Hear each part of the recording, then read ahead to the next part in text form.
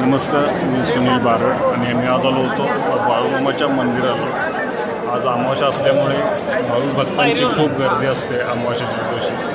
तुम्ही बघू शकता किती गर्दी आहे बाळूमामाच्या मंदिरासाठी. आज अमावास्या असल्यामुळे खूप गर्दी आहे.